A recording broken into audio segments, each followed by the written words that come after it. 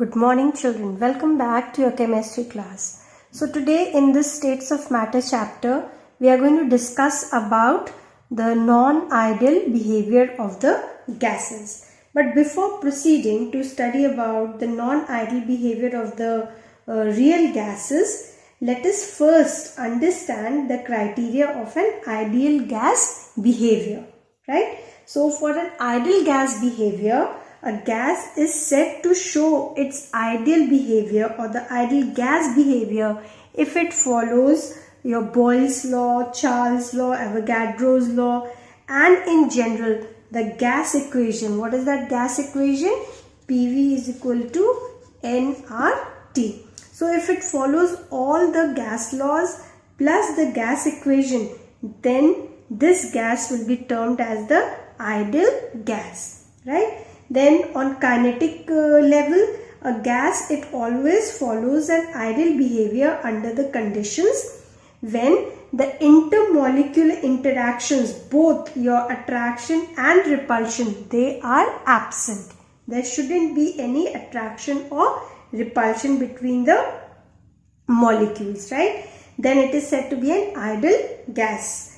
Then the ideal situation for a gas is when temperature is very high and the pressure is moderately low. Then it also shows the ideal gas behavior, right? But no gases is said to generally obey the ideal gas behavior under all the conditions. So as I told you, all the conditions are not followed by the different gases. It is certainly known that all the gases, they approach ideal behavior either at a higher temperature and at a low pressure, correct? So when the temperature is low and the pressure is high, the gases, they show certain deviation from their ideal behavior. The difference between the ideal behavior and the non-ideal behavior, right, of a gas, it is termed as compressibility factor, which is denoted by the alphabet Z. Again I say, what is this Z? This is termed as compressibility factor. So what is this? The difference between the ideal gas, ideal behavior and the non-ideal behavior of the gas. It is termed as compressibility factor, which is expressed by the alphabet Z, right? So we can say that the ratio of the observed volume to the calculated volume of the gas under a given condition of temperature and pressure, it is called as compressibility factor, right? And it is shown by the alphabet Z. Now you can already see I don't have ink over here, so I won't be able to write much. So quickly write down what is compressibility factor.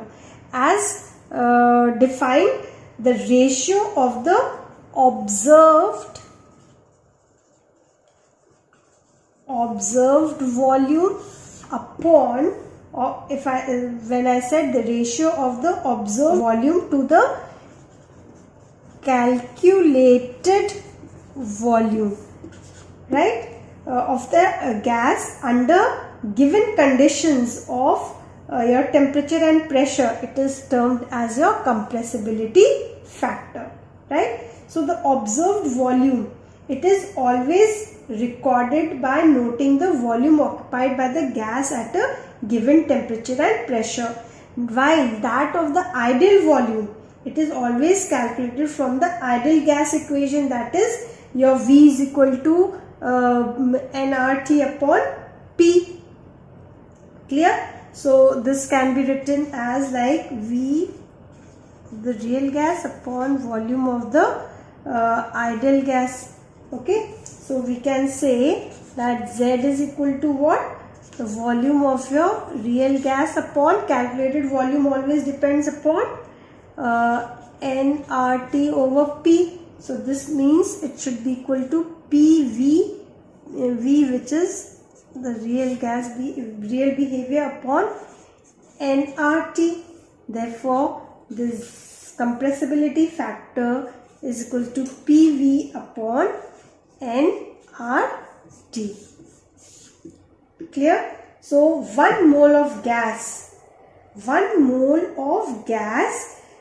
compressibility is equal to what? PV upon nRT. So over here, for an ideal gas, always remember that PV is equal to RT. So over here, Z will be equal to 1, right? For real gas, this was for ideal gas, right? For the real gas, PV will not be equal to RT.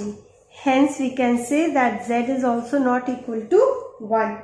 So, when the actual volume of the gas is equal to the ideal volume, then in that case, Z will be equal to 1. When will Z be equal to 1? When the actual volume of the gas will be equal to the ideal volume, then your compressibility factor will always be equal to 1. But when the actual volume of the gas is greater than the ideal volume, then your compressibility factor will be greater than 1. When the actual volume of the gas is less than the ideal volume, then your compressibility will also be less than 1. I hope this is very clear. When is your compressibility factor equals to 1? When your actual volume of the gas is equal to the ideal volume. Okay, then your compressibility factor is 1. When your actual volume of the gas, is greater than your ideal volume, right? Then your compressibility factor is more than 1. And when your actual volume is less than your ideal volume, then your compressibility factor is also less than 1. I hope this is very clear to all of you. Now, before I move to some more explanation, I also would like you all to write down the difference between the ideal gas and the real gas. So, let us draw the line over here. This will be your non-ideal gas, that is your real gas, and here we are going to talk about ideal gases. So first point about the ideal gas, as I told you, they obey all the gas laws, and the gas equation. I'm not writing down the gas equation now, you must be knowing over here. They fail to obey all the gas laws and the gas equation. Clear? That means we can say PV is not equal to nRT. Over here, PV is equal to nRT. Clear? This is one point of difference. Second point of difference between the two, these non-ideal gases, they follow gas equation when at low pressure and high temperature.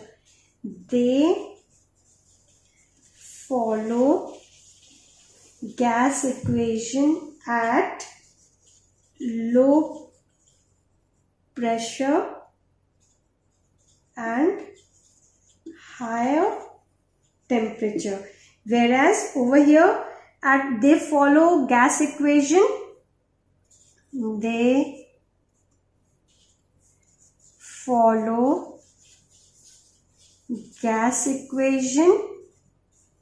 at all the pressures. Okay, they follow gas equation at all the pressures and at all the temperatures. Is this point of difference clear to you? Now, third point of difference is the molecules. Over here, they have volume as they are rigid spheres, right? So, molecules of real gases have volume as they are rigid spheres. By rigid spheres, what do I mean? Like sphere is like this. They are hard and rigid. Okay. Whereas, what do we know about the molecules here? They have negligible volume. Molecules of ideal gas have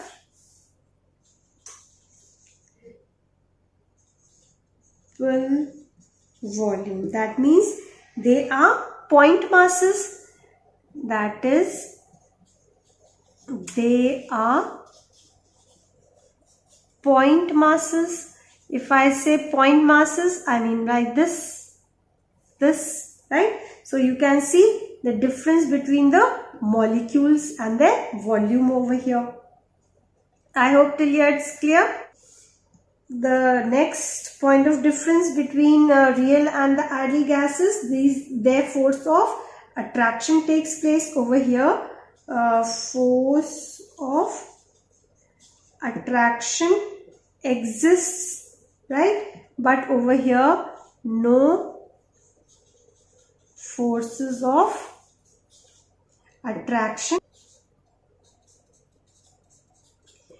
So they expand when they are spread in the room, whereas they do not expand.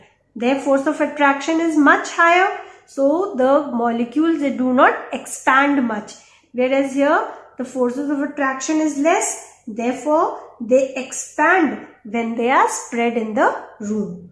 So I hope the difference between the non-ideal or the real gas and the ideal gas is clear to you. Now let us understand the deviation of the real gases from the ideal gas that I was trying to explain you.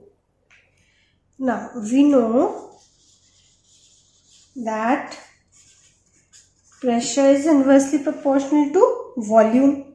Now let us look at this graph that I am drawing over here. This is your pressure and this is your volume. Suppose this is your P1 and this is your P2. Okay.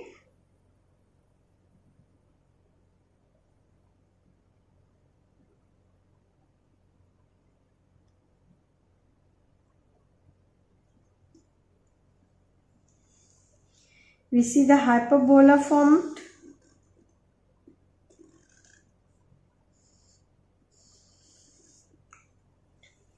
Okay, so this is for the ideal gas. Now for the real gas, it will be like this.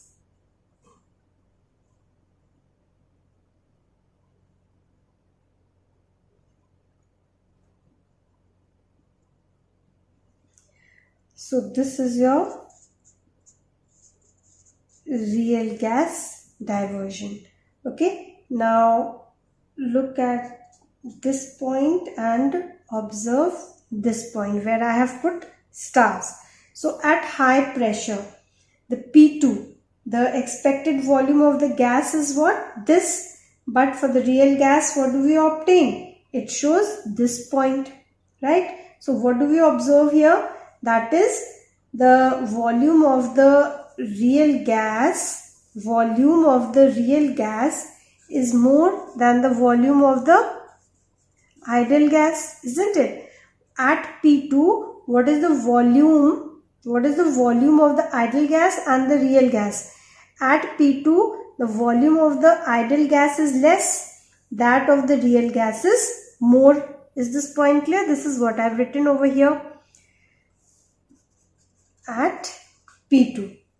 Now this shows what? This shows positive deviation. Clear? This shows a positive deviation. Now look at low pressure. Look at low pressure, this point, and look at this point. This point I am talking about. So over here, the expected volume of this gas at low pressure, if I say, I am talking about P1. Over here at low pressure, the expected volume of the ideal gas is what? This is your ideal gas is this, but that of the real gas is this, right? So real gas is the tick mark and that of the ideal gas is the star. So over here, what do you see? At P1, that is low pressure. At low pressure, what do we see over here? That the volume of the real gas is, this is less than the volume of the ideal gas. So volume of the real gas is and the volume of the ideal gas, right? This happens at low pressure P1. So this shows us what? This shows us a negative deviation. I hope this point is clear to all of you. So this deviation. So this deviation means the difference between what is expected and what it is showing. Thus the deviation of the real gas from the